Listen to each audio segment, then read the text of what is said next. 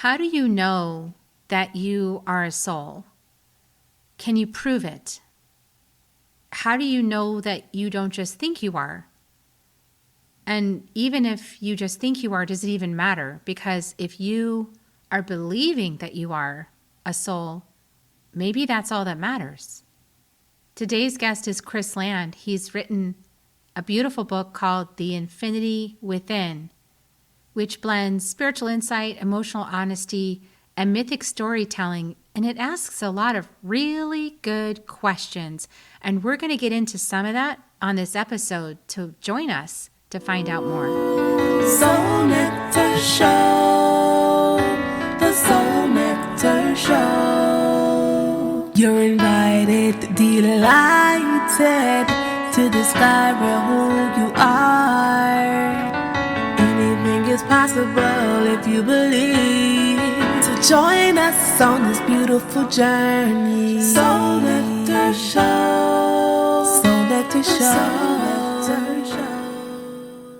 Well, hello and welcome to another episode of Soul Nectar Show, that show where we talk about all things essence, where we gather around the campfire and we share our stories of connection to that which is greater than us, to the big mystery beyond the veil, to those synchronistic moments that lead us inexorably to a deeper understanding of ourselves and what we're doing here on this blue dot floating in the middle of a sea of stars. And I'm your host, Kerri Hummingbird, and I love having these conversations week after week. I've been doing this about a decade, I think.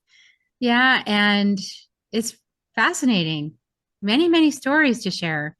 And also many spiritual deep dive conversations that might blow your mind. And that's also what I love about doing this. And today's guest, I really know, is going to give us some gold nuggets that help us to look at life in a new lens. Because isn't that what we enjoy doing in Soul Nectar Land?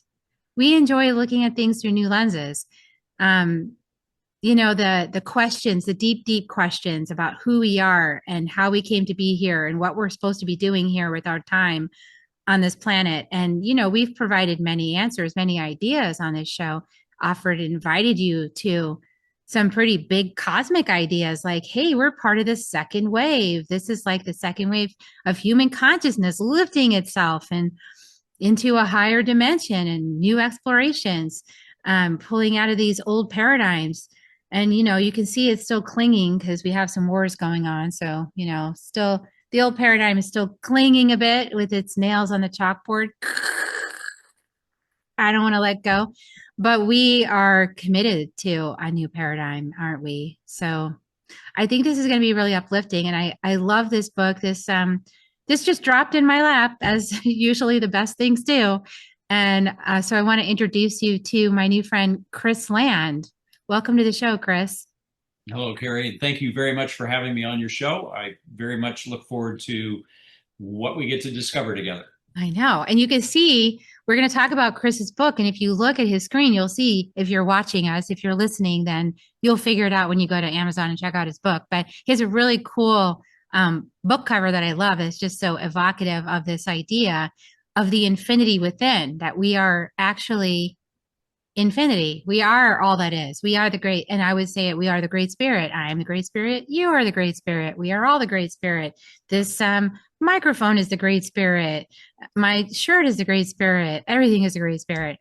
And so some of us are really like, of course, so passe. Yes, we know. But other people don't know this yet. And then there's some insights you're going to get that might really kind of provocatively let you look at things even in a little different way. And I've gotten through about a third of this book. It's really amazing. I really love this book. It's so easy to read and it's really beautiful. And this is a book that Kris actually downloaded, came to him, however he wants to say it. I like the word downloaded, this book like 40 years ago. And then finally got encouragement to release this book. And this is the book that guided his life. And he is a serial entrepreneur. So he's founded 12 high-tech companies. He's achieved 11 successful exits from those. That's pretty good, from those high-tech companies, and had one IPO, which is, it's a offering for the market to invest in your company for those of us who are more spiritually inclined. So he's had decades of real world leadership that he used all of these ideas that he got 40 years ago to guide his life by.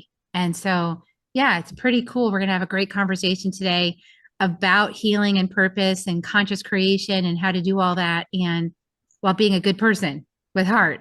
And so, welcome to the show, Kris. I mean, I feel like excited to have you on the show. As I told you, I like to interview people first and take a look at their work and see what they're all about. And then my internal Jaguar susses people out and it goes, yeah, that's good. Or no, thanks. And so in your case, it was, yeah, that's good. So I'm really grateful to have you here. And I love your book. I find it so, it's just got this really gentle, reassuring quality to it, which I know that is part of your approach. And so why don't you tell us a little bit about the things that led up to you writing this book? I know that you had some pretty profound experiences as a child that must have been, I just can't even imagine how that would have felt to be the only one experiencing those things as a child and not be able to really have any validation on it or support. But there were lots of things in your early childhood that brought you into this question, and that through your even early teens that brought you into this question and helped you to access this wisdom from spirit, from yourself, right? Absolutely. So tell us a little bit about your journey. So, growing up, I grew up in Bismarck, North Dakota, and Golden, Colorado. A lot of time in Bismarck. I was what you would call a computer geek. I was an introverted child. I tended to not play well with others, and not because I was mean or they were mean to me, but because I just really didn't connect with them. And so I started selling Apple II computers when I was in junior high. That'll date me a bit. Um, and in selling them, I learned how to program. I was self-taught. And when I was younger, I learned how to build computers and how technology worked at that time. And a gentleman came in and bought an Apple II from me and wanted to do accounting software for his third generational family farm. And he knew how accounting worked, and I knew how to do programming. And so we ended up building a company around that. And a few years later, sold it for a whole bunch of money. And I was at 17 when that happened. And about 6 months after that, fell into a deep depression. And it's interesting because now in today's world, you hear stories about how people play the lottery and destroy their lives. At least I have a look at how that looks from my perspective. And that is that after achieving the sale of the company and making a bunch of money, I found myself thinking I'd accomplished everything I was supposed to and not having any goals and having the deep like loss of now what? What am I going to do next? What is there to do? And so from that place, I ended up creating 3 goals that I was able to do on a daily basis and never fully achieve. And so by doing that, I was able to kind of claw my way out. And then I got hired at a bank in San Diego, and my boss, who also, his name was Kris, through one of our discussions, he said, or basically told me he was an atheist. And even though I have no problem with people believing anything they want to believe, for me, it didn't sit right for him to have that space. And so I kind of dug into it. And after spending some time with it, I can't prove to anybody they have a soul or don't, but what I can do is there's 4 questions that someone can be asked that kind of show that all the benefit is in believing we have a soul and all the downside is in believing we don't, regardless of whether we do or don't. And so that kind of shifted his perspective in life because he saw that literally all the benefit was in believing, but it left me with a question, which is, okay, we have a soul. Great. What is it? What's it doing here? What's our purpose?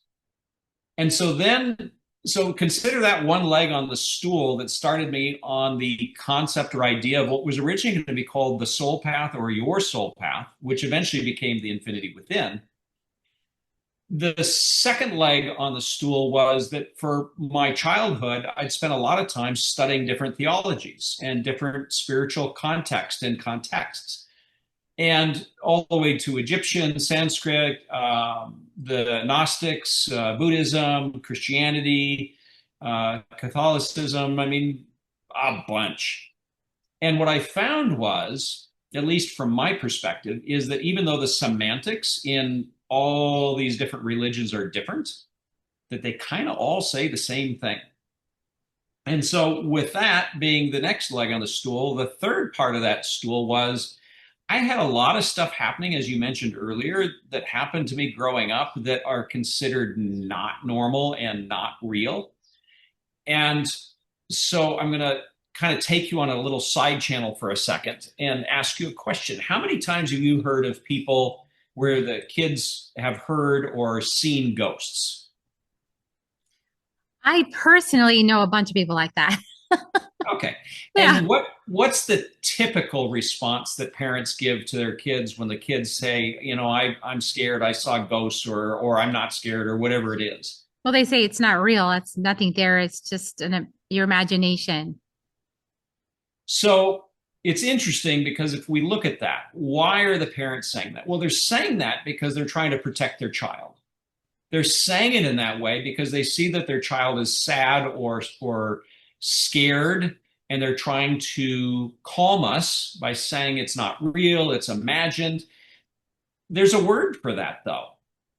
It's called gaslighting. Yeah. And it's not because they're trying to be mean. It's because they're trying to help, but it's what we're taught. It's what all of us are taught. We're taught that these strange things, these not real things, that they're imaginary, that we ate the wrong food, that we had a bad dream. Well, I would argue that those might be the real things, and that what we're told is actually the illusion. Now, why do I say that? Growing up, starting at the age of 6 is probably the strongest time. I had a very strong out of body experience at 6, and then it happened multiple times after that. And then at 15, I had a near death experience that just as easily could have been a death experience. And then I've had a lot of other things that have happened throughout my life that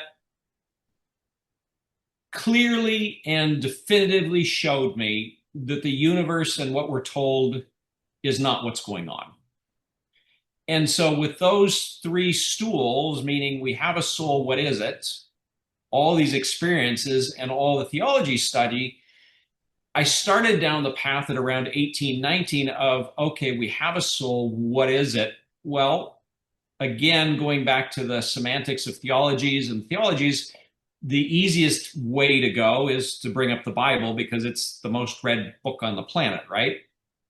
And in there, there's these chapters and verses, and I'm not talking one or two, I'm talking a bunch that make references of things like we are the children of God, where Jesus says to his disciples, you will do everything I have done and much more, where there's that you will inherit all of your Father and make heaven on earth. I mean, it goes on and on and on. Well, let's just, for the sake of this discussion, take them a little more literal than not. So if we go down that path, that says that if we're souls, that we're these omnipotent beings, godlike beings that exist outside of space and time, okay, great. Again, that leaves us with a question, what are we doing here, right? So the first question is, well, what does a omnipotent being do? And I could only come up with 3 things. And keep in mind, everything I'm sharing comes from kind of like the scientific method, which is where I try to boil things down to the base truth, or at least one that resonates. And it may or may not resonate with everybody, but at least it's a construct that seemed to work for me. So the 3 things that a soul does that I could come up with is create stuff, meaning universes, planets, dimensions, whatever, destroy stuff, pretty self-explanatory, and play games. Great. So what does that mean? Well, create and destroy is pretty self-explanatory. We don't have to spend much time on that, right? What makes a game a game? Again, I could only come up with three things. To have a game, you have playing pieces, you have turns, and you have rules. Okay, so let's put that on the back burner for a second. If a soul plays games, and we, just for the sake of labeling it, we're in the game of planet Earth, what's interesting about the game of planet Earth? Well, the game of planet Earth exists in a fourth dimensional construct, which means that time is the primary motivator.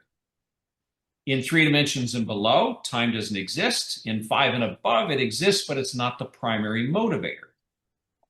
Great. If I'm a soul and I look into this game called Planet Earth, and it has the existence of time as the primary motivator, what might I find interesting to do there?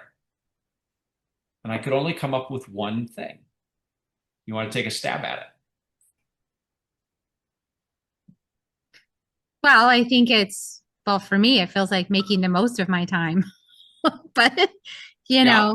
I think it's playing with time, How and about how about a slight shift, and that is experience and or experiencing emotion.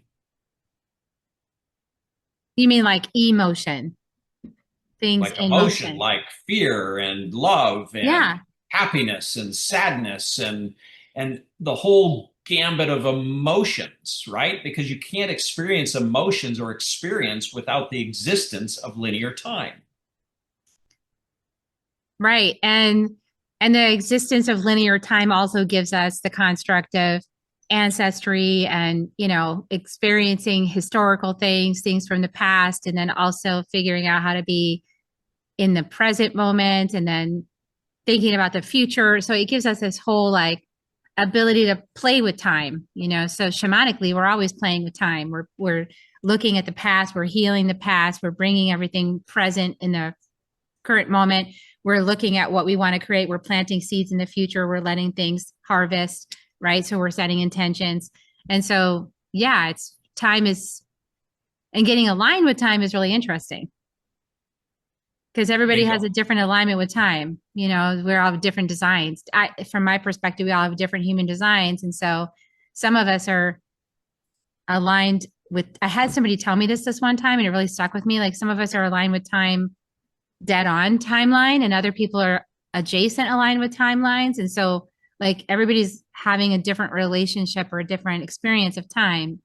And so I'm aligned with time. So it's very like I can go forward and back and all of this. And I can even go multidimensionally, but like sometimes I'm ahead of time. Fair enough. Oftentimes I'm ahead of time. Awesome. So we can have these experiences, right? Of like and you were saying that you actually had some because then you can have premonitions of like what's going to come, right? Like you can have some prophecies, so to speak, future Exactly right. visions. Exactly right. Okay. So, with all that being said, we're a soul. We see the game of Earth, and we're at the pearly gates looking in to go play. Well, we know the pieces are going to be a piece of us or us, our being, right? Or Mm-hmm. our beingness. And we know that turns are going to look like lifetimes. And then we'll dig into the rules a little bit. So, rule one, what does it look like? Well, rule one is that to play the game, we agree to put aside or leave all of our godlike abilities out of the game. Now, why would we do that? Well, if you and I are playing Monopoly and I take all the money and all the properties, you're not going to want to play the game with me very much, and it's not going to be a lot of fun. So we as godlike beings come in to play the game as pieces and agree to put our godlike abilities and leave them up. Now, that kind of works, except that if I'm here to experience emotion, the full gambit of emotion and an existence, and my favorite dog runs across the street and gets run over, and I don't like it, I just tap back into my abilities and go, no, no, no, that didn't happen. And so even though I might experience some emotion, I'm not going to experience them very deep, because anytime something happens I don't like, I just change it. In comes rule number 2. Rule number 2 is we agree to forget that we had them. Okay, that handles the whole emotional thing and being able to experience emotion. However, it creates an infinite time trap. Because if you just have those 2 rules, then we have a piece of us stuck in the game forever.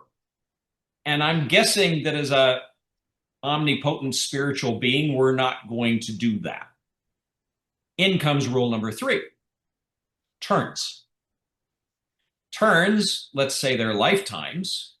And then before we enter the game, we kind of roughly set out, and I mean rough because this would be the equivalent of playing Monopoly again and saying, if I enter into the game of Monopoly with you and say, well, I'm automatically going to go get Boardwalk and Park Place and Pennsylvania, and those are mine, again, not a really fun game, right? So, but I am going to pick things like I'm going to use dice to create randomity and difficulties, and I'm going to have these chance cards and these different things to create things in the game, right? So in rule 3, we agree to have turns. We agree that each turn we want to accomplish certain things in order to move on to the next turn. However, when we don't, we agree that we get to do the turn over and over and over again until such time as we actually figure out what it is we were supposed to do, in which case we get to move to the next turn, the next turn, the next turn, and eventually out of the game. Okay, that makes it kind of fun and interesting, right? So now we're going to take and kind of answer rule 4 and then go back to 3. In rule 4, it's that we agree to be 100% invested, meaning it's a game with teeth, as Elias says in the book to Gabriel, when Gabriel says, well, does that mean it's not a serious game? And he says, no, it's a game with teeth. We're 100% invested when we're here. So now we take a look at, okay, in rule 3, the turns, let me ask you a question. Do you play tic-tac-toe? I have played tic-tac-toe before. Okay, do you play it now? No. Why? Well, I mean, I guess because we're not really, I don't have young kids around, you know. It's a pretty boring game, right? Yeah. Once you figure out where to put the X's and the O's, you're done. So I'm going to bet that an omnipotent being is not going to pick tic-tac-toe to go play. We're going to pick a game more like Go when we pick the game of Planet Earth. We're going to pick a game that's complicated and that has things designed to keep us busy and not accomplish our goals quickly, so that we experience the game longer and have more depth in the game. The Gnostics bring up an interesting concept called the archons. The Bible even talks about the archons, which I found fascinating. And as I did more research, I found it really fascinating, because normally the Bible doesn't really prescribe to other religions or discussions that much. But the archons are in there. Now, the archons, based on the Gnostics, are these gods of reality. They're the gods that created reality. And in their point of view, they actually trap souls in order to feed on negative emotion. So it's pretty dark stuff. Yeah, also called demons and entities. Absolutely. And archons egregores. is the general term for them, but yes, demons, entities, fallen egregores, angels, larvae, all of the above. Parasites, attachments, saboteurs. Yep. So when I wrote the book, I really, again, going back to the fact that I think as spiritual beings, we're probably pretty smart and not going to enter a game where we give control over to other entities. However, I can absolutely see how we would add entities with agreements that they're allowed to alter and shift frequencies and keep fear and doubt playing. And that it's up to us on whether we allow the fear and doubt to take control of us or start seeing through the illusion and remember who we are. But that the Archon, either their entities or their constructs that continually keep us busy in a life to forget what we are, they're in play all the time.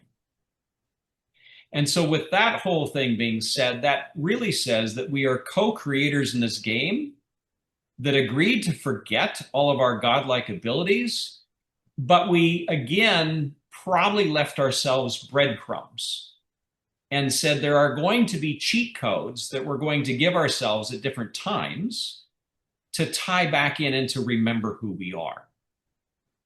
And so now we get to the teachers, people like Jesus and the Buddha and so on and so forth. And one of the arguments that I've asked folks is, if we make a slight shift, and I'm not saying you have to, I'm just saying play with it, is that maybe Jesus and God did not want to be on a pedestal.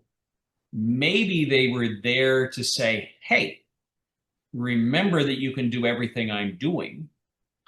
And if you read the Bible with that perspective, a lot of chapters and verses become very literal instead of more out of us. In other words, meaning that we're these small entities and we have to look up to things, whereas maybe we're the entity and the co-creator, and we're really connected once we start remembering, and that maybe all these teachers, what they've been doing is saying, hey, I finally figured out something that I want to show you is real for all of you. Yeah, I totally resonate with that. I mean, I definitely left myself interruptions in the sequence, right? Yeah. Yeah, like, okay, remember this. And for me, they're like profound experiences, right? Like it's like you feel like something just happened that I didn't make happen. Personality. Or you did make it happen, you but just the didn't remember that you personality, did. right? The personality didn't make it happen. So it goes, whoa, what was that? Oh my, you can't make that up. That's something beyond me. That's whoa, and have these like experiences that could be embodied or visual or whatever, like the ones you had when you were little. And you either believe them or you don't. You either follow them or you don't. You talk about that in the book. It's like you either follow these signs, these breadcrumbs, or you say, no, I'm going to stay asleep for a while longer. And it's so funny because so many of us now, there's like enough of a collective awakening happening, right? Collective consciousness, yeah. Where the ones that didn't want to wake up got so angry and were like, no, woke. Stop trying to wake us up. We don't want to. And the rest of us are like, well, we want to change games. Like, we're tired of Monopoly. Like, Monopoly is now old. It is now played out. It is done. Like, it's like when you're sitting at the family gathering and you're around the table and everyone one by one just gets up because what's the point? And it's not fun anymore, And then those last few people are still there trying to win Monopoly. And it's just like, they're going to go on all night forever. They're never going to give up until there's, it's like Highlander. There can be only one, And we're all just like, one of you just win, please. Cause we're all finished. We don't want to play this game anymore. And I like that you brought this up, because then there are people who, because when there is like another rule, I would like to suggest, I feel in my heart that there's another rule that says once you wake up and you remember who you are and you have access to your divine powers, that you don't use them against others, but only for. And that's the difference between sorcery and medicine work. So the last part I agree with. The first part, I'm going to ask you a question. Okay. Do you or anybody you know watch horror movies? I have watched them, yes. I'm not interested in them anymore, but I have watched them. Yeah. Okay. And do you have friends or acquaintances that watch them? Yeah, Why? because people want to be scared. Like, Why? um, I don't know, for the sensation of it, the rush, Okay. the fear. Totally agree. Now, that's a human perspective and answer. Now, jump yourself out to a soul perspective coming into a game to experience. Are those negative things, those negative consequences, are they going to be a rule we agree to because we want to experience the full gambit of emotion? Meaning that in this game, I think we're free to experience anything we want to experience by the nature of the game. Very much like going and watching a horror movie. There are souls that may want to experience some really dark stuff. As long as they don't drag me into the horror movie with them, because So I there is, I don't would say choose there's that. agreements. I'd say there's agreements where we agree to play, like we agree to get drug into things. And then you have the Archon, the Gnostic point of view, where we're drug into things. I mean, there's a couple different viewpoints. Um, However, what I can tell you is the dichotomy of emotion is what allows the strength and empowerment of emotion, meaning that you can't have constant love or constant happiness 24/7. Mm-hmm. You have to have some darkness, some fear, some other negative emotions in order to offset positive so that they take on the color and the variance and the frequency and the intensity. And so, as a soul wanting to experience the full gambit, I think we come here to experience the whole gambit. Now, Rule 8 in the book does talk about karma and how that works within lifetimes and multiple lifetimes. So, there are consequences for dragging people down dark paths. You don't get a get out of jail free card for doing not nice things, but you are allowed to because that's the construct. You're allowed to experience the full gamut of emotion. And if you choose to do these not nice things or drag people into not nice things, there's two schools of thought, right? There's the Gnostic full view, which is this is intentional by the archons dragging us and doing this in order to feed on emotions, and we're trapped souls. That's the darker side. The other side is that the emotions are here to play. We do have karma, we pay for it if we choose to go down that path, but the goal really is to experience emotion to its fullest. Yeah. I think, it's interesting because there's like some things that you just know as a soul. Mm-hmm. And, Codes. like you were talking about a past life, you had created a universe, and then you knew you collapsed it. And it's like, how do you know that? I don't know. I just know I did that. And, I just know that I I was one of those souls sitting above this whole experiment, for the last couple thousand years going, what are they doing? Why are they doing that? Why are they doing these things? And I think that I got my answers because I got plunked, You right decided to play. in the middle of here to go, why are they doing this? But also, I feel like when you do experience something like some really heavy, deep karma, like when your soul finally starts to peek through, because I think you have, in my sort of understanding, is we could have many, many, many lifetimes without any conscious awareness of ourselves as souls, right? Just like completely thinking we're humans and bodies and that's it. And it's actually sort of a bit of a older soul thing, like, longer on your path as a soul before you start to have these openings where you go, oh, okay, There's more to this picture. yeah. And in one of those first lifetimes where you've done some really horrendous stuff, and then you wake up, it's like the feeling of devastation Can be real. like, and it doesn't leave you, it stays. It Hence rule becomes 4. like a sword, like a lightning sword through your being. Like, I will never do that again. Hence rule ever. 4, though, right? I mean, You it's a good agree to, teacher.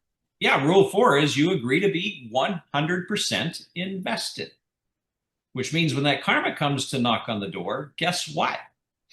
You've It's already made an agreement.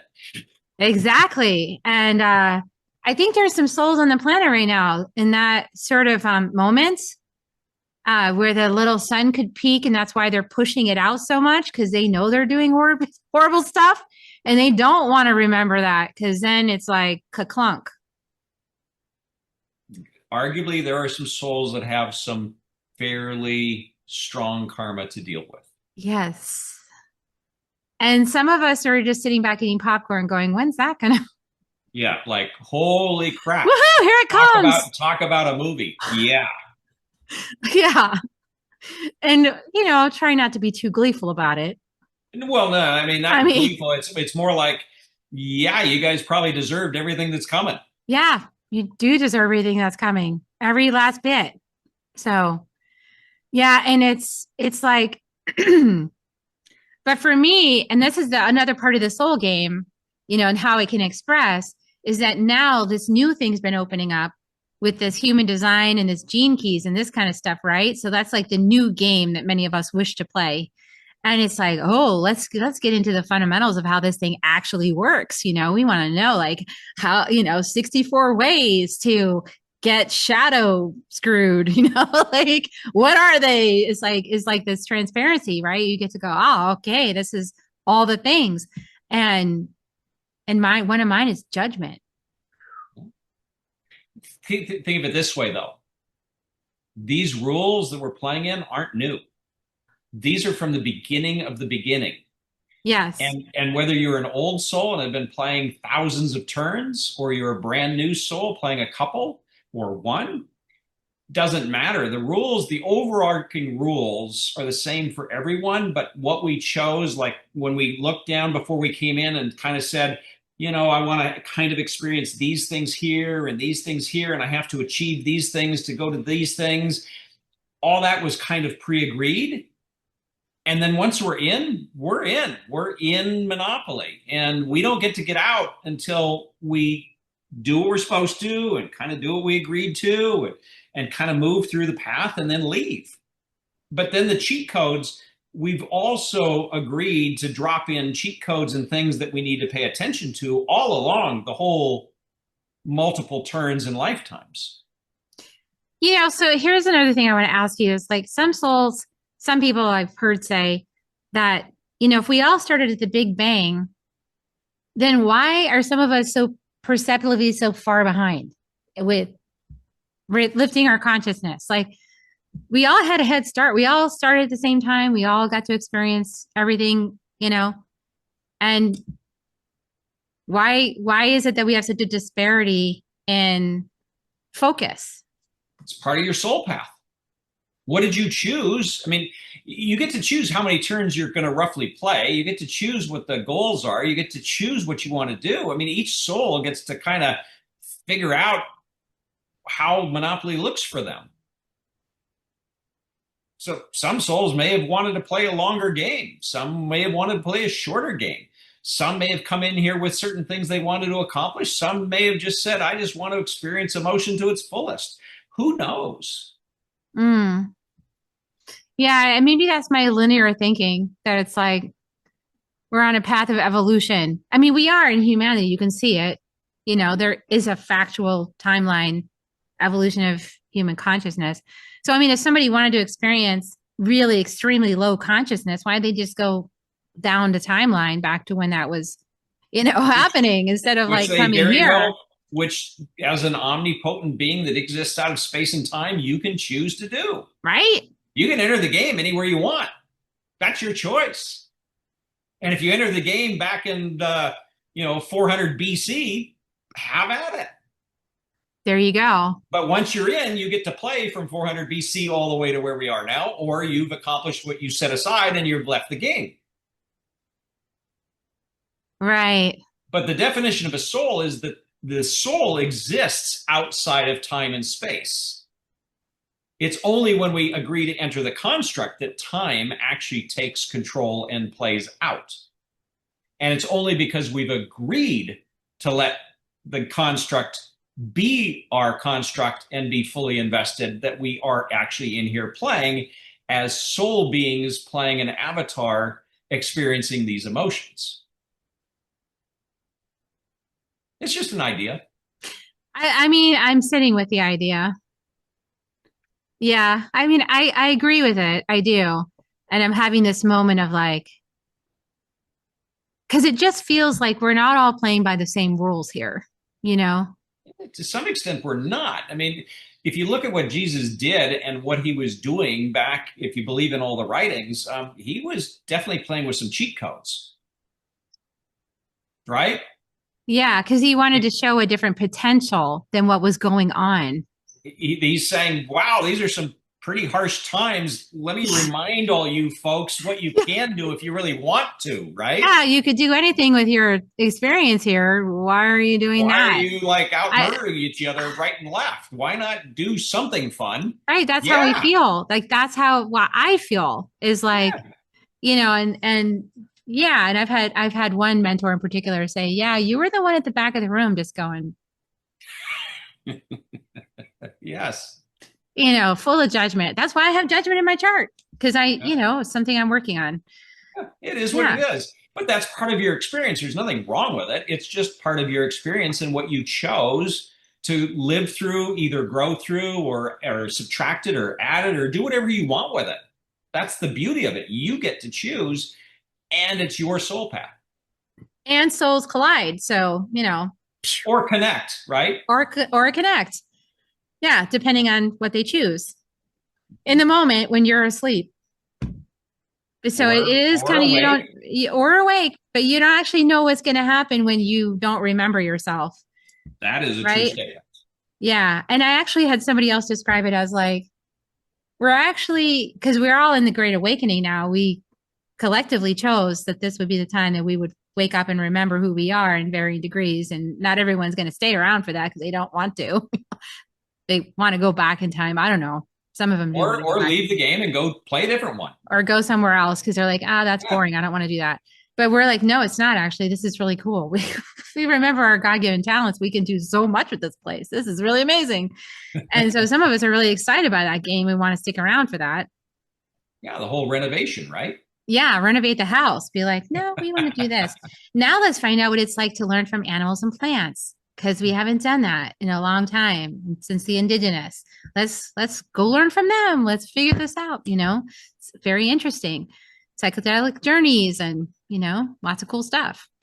So interesting. It's a very complex and interwoven game because it was designed not to be tic-tac-toe.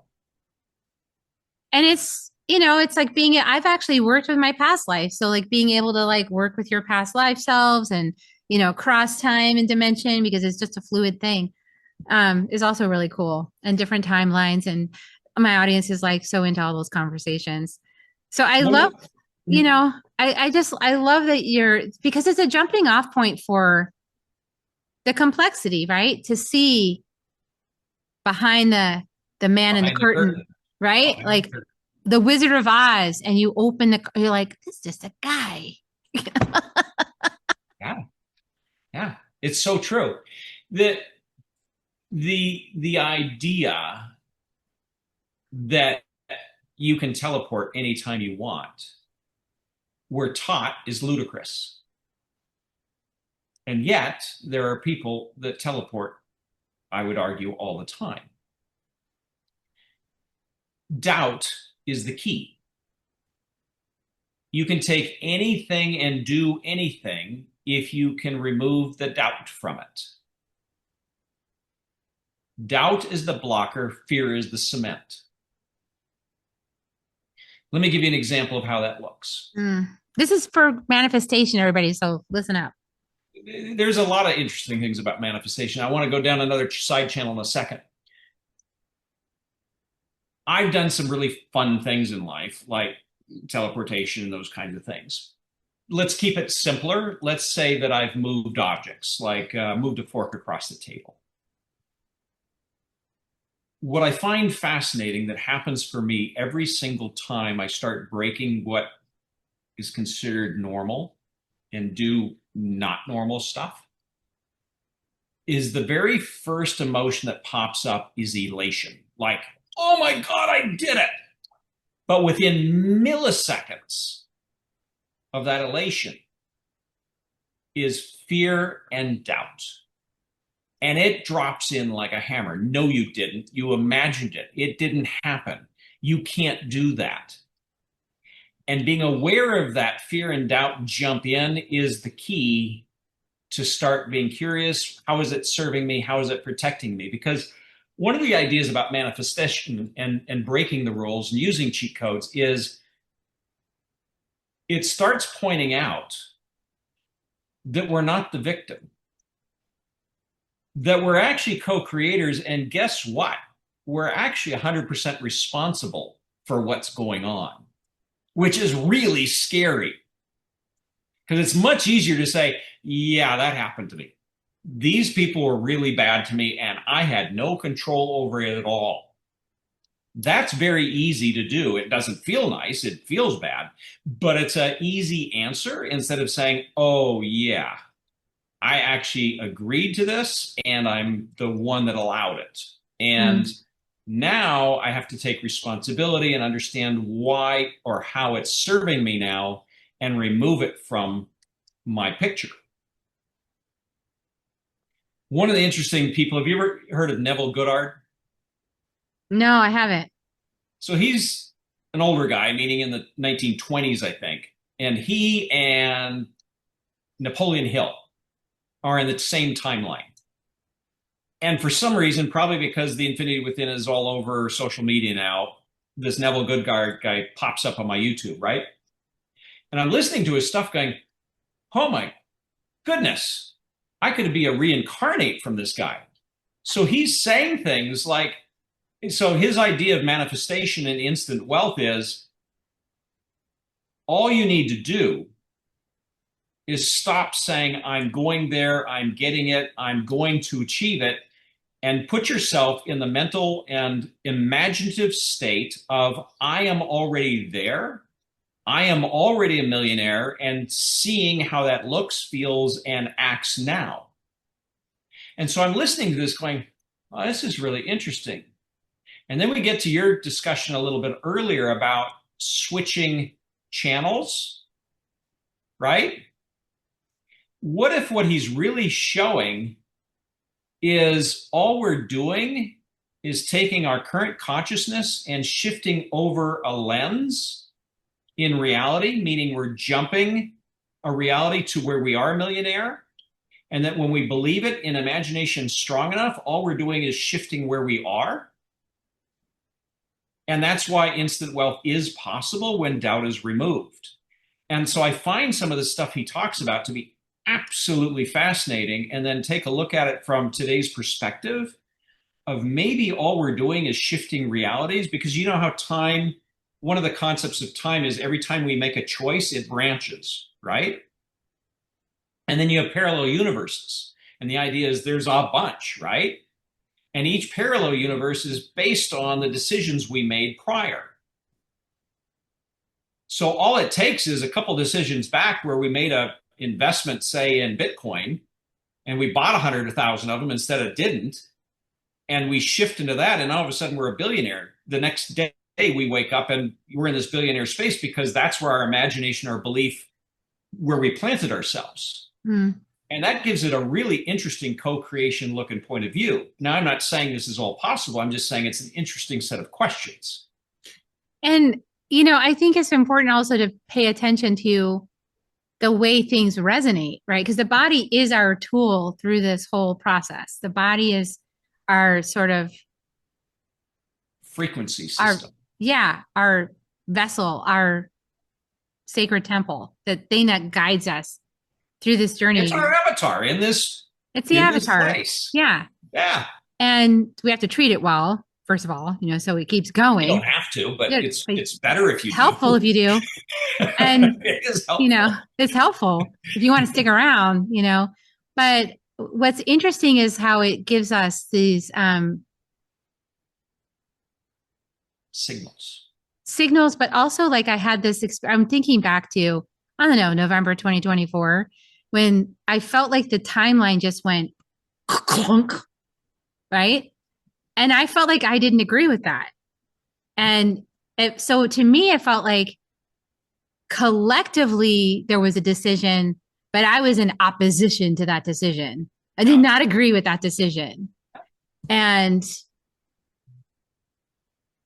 yet here I was impacted by that collective decision. Mm-hmm. So I was quite strident about not liking this decision. Yeah. And the mentor I was with, we were down in the jungle with the people. Thank goodness I went into medicine ceremony like that day, because that saved me. Because I had 10 days in the jungle with the shamans. And my mentor said something really interesting. He said, sometimes those who protest the loudest are the ones who voted the strongest for it. And I was like, what? I don't think I would have done that. Back also, to maybe personal responsibility. Right? Like, I mean, maybe he knew something I didn't know, but I was just like, this is wrong. Yeah, this is we should not be doing this. I don't like this part. This is the scary part of understanding the co-creation and accepting it, is all of a sudden we don't get to blame all the people that made a collective decision and forced us.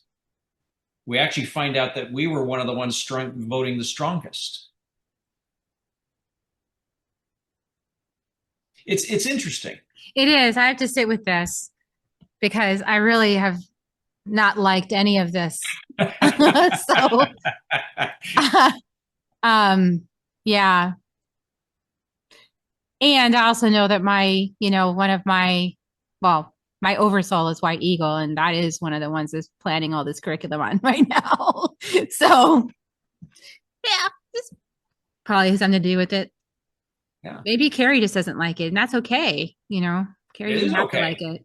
Yeah, your current soul path might not be in alignment with that, but your overall soul path might be 100% behind it. Right. I can see the wisdom in it now because I see all the lessons we've been learning. It's like, whoa, this is a lot of stuff coming out right now that is pretty horrendous. Yeah. On the other hand, it's also shining some bright lights in corners that haven't had light for a while. Yeah, it's like it's picking up all the, leave no stone unturned. Oh, yeah. Oh, there's a lot under that stone, so it's a little bit like that right now. It is. Yes. Yeah. It's pretty gnarly. But then even with that, we're getting the opportunity to make a choice. Do you want to stay arguing with that and demanding what's the word? Justice, right? Instead of letting the system work itself out. Because karma will get them at some point. Yeah, karma is going to make sure that lesson is integrated, right? But if we stay like this, then we're actually not letting it go. Like then the next thing can't happen.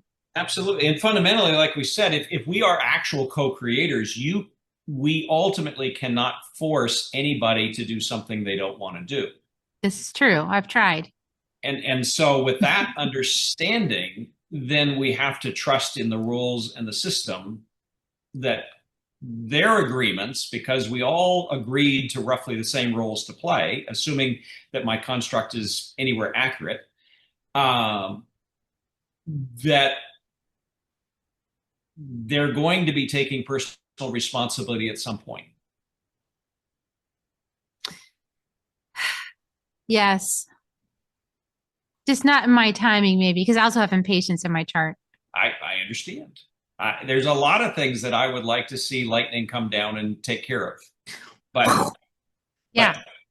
And we know it's going to, because collectively we all, the rest of us had to deal with our karma. Mm-hmm. So it would be an imbalanced system if there were some who didn't. Yeah. And that's not perfection. One of the fascinating things about Star Wars is the balance of the Jedi and the Dark Lords. Yes. And how when one comes into power, the other side all of a sudden sprouts an answer to it. And it's an interesting set of concepts, as that the system always has yin and yang. The system always has balance. It can get out of balance, but it finds neutrality in the shortest path possible. And there's like the overall collective system, but then just like any ocean body of water, there are pockets of this kind of climate, there's pockets of this kind of climate, there's this kind of thing going on, there's this, so you don't have to play with the sharks. You can move yourself into a different area and have a completely different experience from that and not engage the sharks. Like, you just let them be sharks. Yeah, I'm not going to play with you. You're over there.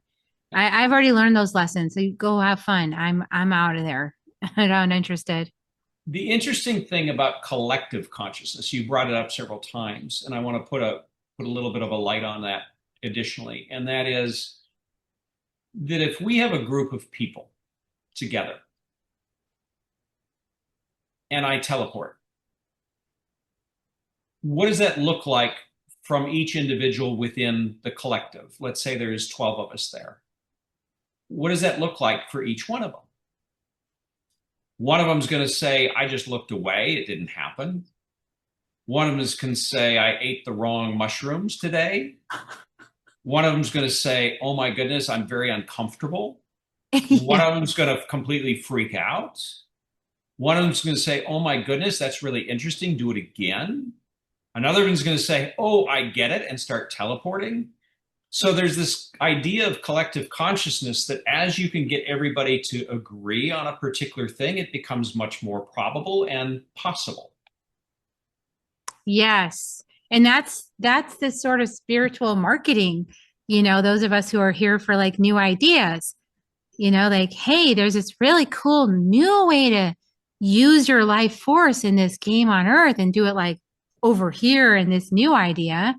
And if we put attention over there, like you said, like we keep putting attention on this new thing, then that's the thing that's going to get fed, and then this other thing no longer is because it's not connected with the egregores and all. It's not going to get fed. Then this old thing just goes, well, I mean, something without attention dies. Correct. That's why it's trying so hard to get our attention, because it wants to stay alive, right? But we also created all those things. Like we created entities, we created demons, we created egregore, we created these things. And if we're going to move into a space where we're not using them anymore, then we also have to honor the fact that, they're dying, and nothing wants to lose its efficacy. Everything wants a purpose.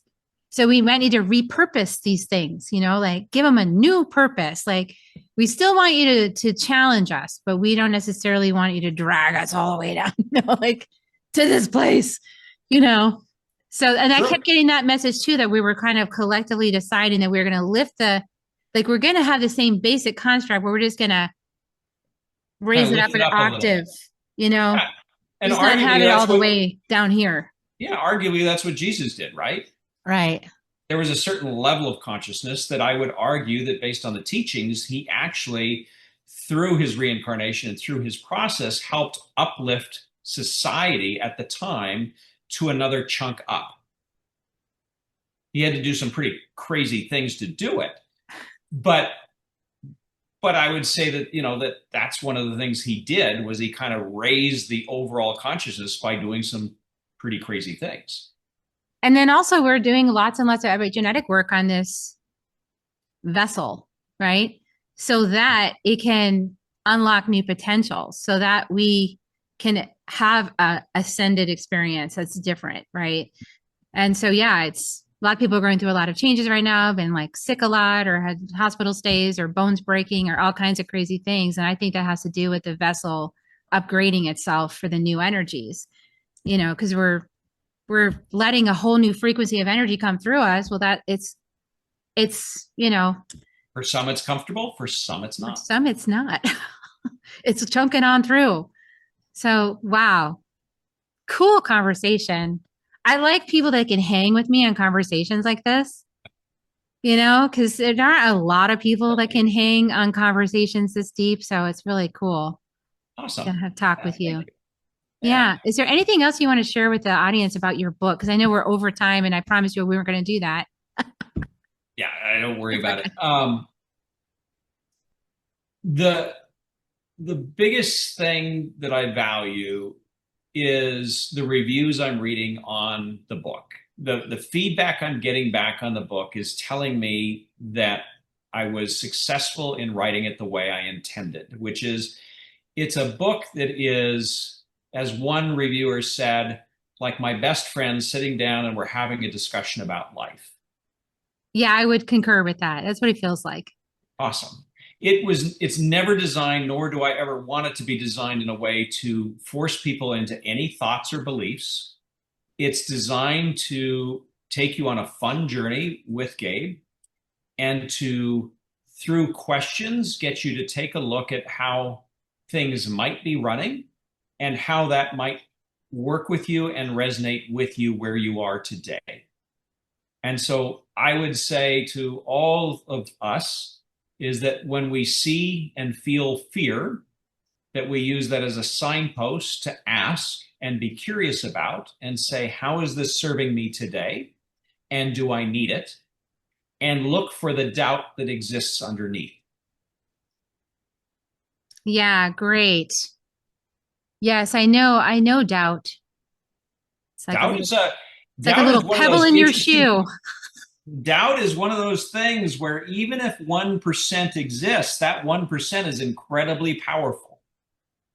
It is. And And the I've best, eradicated so much of it, right? Like I feel it. It's like that Jaguar helps me. That's what my little construct is. I have Jaguar helping me suss out any little detection of fear or doubt. And it's like tracking it through my whole body. And it's like, oh, a little whiff. Ooh, get that, devour that. And yeah, because the more clear we are, the more, and it's not about certainty necessarily. It's about curiosity, but it's about being clear that it is so already. yeah, and certainly I don't use the word certainty. I use the word belief.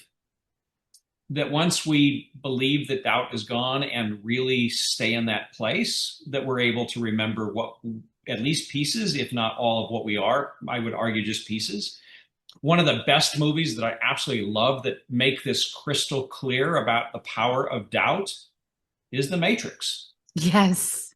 And where Neo, I mean, one of my favorite scenes is Neo sees the Oracle and the kid is bending the spoon and he says, "How are you doing that?" And the kid says, "It's not so much that I'm bending the spoon, it's that the spoon doesn't exist at all anyway." But where doubt is really powerful Yeah. in the movie is when they're shooting at him and it hits him, that's where doubt is in play. And then at one point, he actually figures it out, and the bullets are no longer real.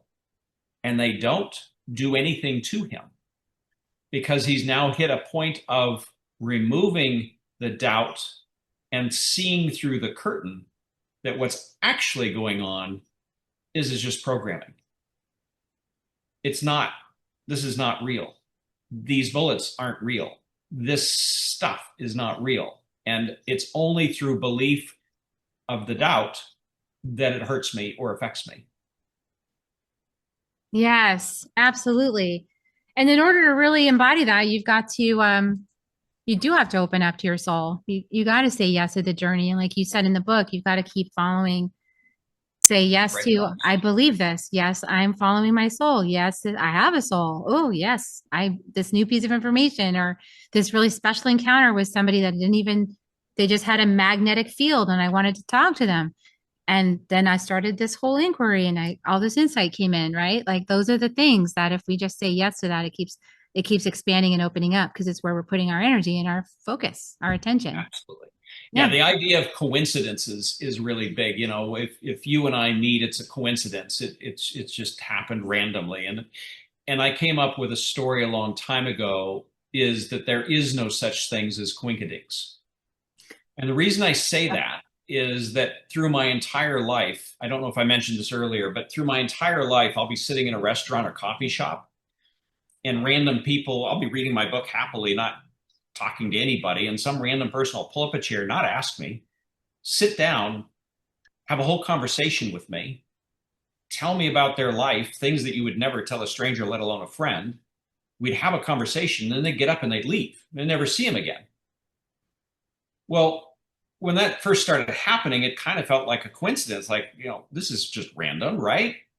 When I really looked into it, really dove into this, because it happens all the time to me, and started being curious about it, asking questions, what I found was something really incredible. And that is that for every single case this happened, they were there to hear something I had to say, and there was something they said that I needed to hear them say. And so were they really coinkydinks, or is there no such thing as a coinkydinks, and we're all interconnected, and we make agreements to have meetings like this to share information between us that are really part of our soul path? And when we become more aware and more curious about the things that are not normal in life that happen daily to all of us, and start listening, we start getting to download cheat codes to go do more. Yes. And we enter what I like to call the mystery. And, we get aligned with that mystery. And then it just keeps leading us to the next thing and the next thing and the next thing and the next thing. And then the whole model shifts into a different dream. Like you realize you were dreaming before, and now you realize you're dreaming a different dream, but you're more aware of it being a dream. Like, or you're waking up, one or the other. But like it's like a waking semantics. dream. Yeah, it's semantics. Yeah. It's like the shaman's is a trance, right? But you're walking in trance, which really just means that you're aware of the dream. You're aware of all of it unfolding before you as like, oh, this is, Or another way of saying it is you've figured out that what we are is an avatar, and we're now able to see ourselves from outside of the avatar moving through space and time. Yeah. So in touch with the part of us that is not inside the avatar. Exactly. Yeah. That is expanded beyond it. Mm-hmm. Yeah. Beyond the earth skull. And the Carol people call it the Pachamama, the intersection of time and space, the mother of time and space.